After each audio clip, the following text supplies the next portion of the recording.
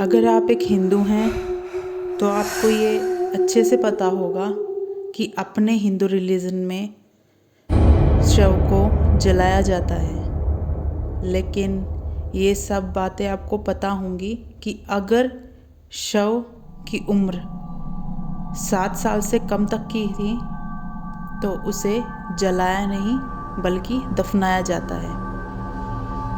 अगर अपने शास्त्रों की मानी जाए तो 7 साल से कम उम्र वाले बच्चों को अपने आसपास के लोगों से ज़्यादा लगाव नहीं होता, वो मोह माया में पड़ा नहीं होता। अगर 7 साल से ऊपर के बच्चों को देखा जाए तो वो माँ बाप, रिश्तेदार हर साल अपने आप को एक दूसरे से इंटरेक्ट करना स्टार्ट कर देते हैं। पर आपने कभी जानने की कोशिश की है कि जो बच्चे 7 साल से कम उम्र वाले होते हैं, अगर उसमें से कोई एक Please like and subscribe Horror and channel. मरने के बाद तो उसे क्या बोलेंगे? इंस्टाग्राम पे स्क्रॉल करते वक्त मैंने इसके बारे में पढ़ा तो मेरा जानने का मन हुआ कि मुंजा किसे कहते हैं। जी हाँ, आपने ठीक सुना। 7 साल से कम उम्र वाले बच्चों के शव में जब एक बदले की भावना रह जाती है या सिर्फ किसी मोह माया से वे अटके रह जाते हैं तो वो एक नेगेटिव पावर बन जाते हैं और उसी नेगेटिव पावर को बोलते हैं मुंजा। ये बदले की भावना नहीं रखते, लेकिन जब ये एक नेगेटिव ऑरा बना लेते हैं तो ये वैसा ही बिहेव करते हैं जैसे भूत और पिशाच। आपने कई बार सुना होगा कि नींद में दबने पे कभी कभी हमें एक बड़े आदमी की छाया दिखती है, कभी कभी एक औरत की, लेकिन जो से वाकिफ होगा उसे एक बच्चे की छाया दिखती है जो उसे रात में रोता हुआ दिखता है या उसके शरीर के साथ कोई छेड़छाड़ कर रहा होता है। हिंदू किताबों में मुंजा को सबसे भयानक पिशाच बताया गया है, क्योंकि जब एक औरत और एक आदमी की कोई बदले की भावना जागरूक होती है तो वो बस उसी आदमी को मारने के लिए भागता है। लेकिन एक मुंजा का कोई ऐसा मतलब नहीं होता। जो भी उसके औरे को समझने लगे वो उसी को परेशान करना शुरू कर देता है। अब उसमें उसके माँ बाप का प्यार Please like and subscribe Horror and channel. करके रोते हैं, उसको वो समझता है कि मुझे बुलाया जा रहा है।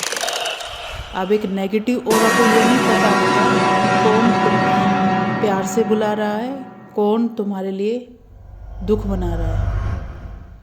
अभी उसके अंदर यही रहता है कि अगर मेरे माँ बाप मेरे से दूर हैं तो मैं उसको अपने पास बुला लूँ।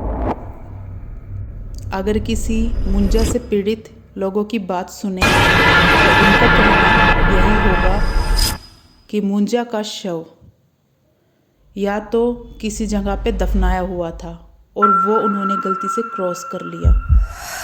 जैसे बाकी नेगेटिव पावर्स अट्रैक्ट होती हैं वैसे ही मुंजा उनसे अट्रैक्ट होकर उनके साथ आ गया। या फिर इसका एक सबसे मेन रीज़न है कि जो बच्चा 7 साल की उम्र में मर जाता है और जिससे उसकी सबसे ज़्यादा अटैचमेंट होती है या फिर जो इंसान उनके लिए सबसे ज़्यादा रोता है वो उसी पर हावी होना शुरू हो जाते हैं, क्योंकि उनके अकॉर्डिंग उनको बुलाया जा रहा है।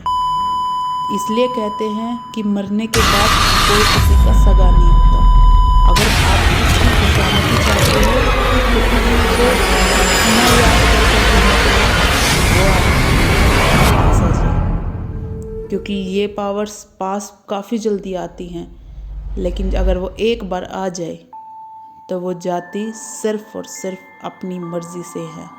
Please like and subscribe Horror and channel. आपको इसलिए भी परेशान कर सकता है कि जीने के वक्त पे अगर उसकी कोई फेवरेट चीज़, कोई खिलौना, कोई ड्रेस, कोई भी ऐसी चीज़ जिसको सबसे ज़्यादा अटैचमेंट वो किसी एक इंसान के पास रह जाए तो वो उसे लेने की पूरी कोशिश करता है अब मरने के बाद वो उसे हासिल तो नहीं कर सकता, लेकिन जिसके पास भी होगी वो उसी के पास भटकता रहेगा।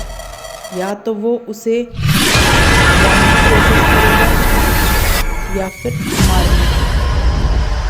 अभी आम इंसानों को इस चीज़ का इतना डर हो जाता है कि वो किसी चीज़ से भागने लग जाते हैं, लेकिन इन सब चीज़ों के पीछे एक वजह होती है और वजह जानने के लिए उनसे ताल्लुकात यानी कम्युनिकेट करना बहुत ज़रूरी है। अगर आप उस मुसीबत को डर से भगाने की कोशिश कर रहे हो तो वो आप पर और ज़्यादा हावी होता है। तो भलाई इसी में है, उससे कम्युनिकेट करने की कोशिश करें।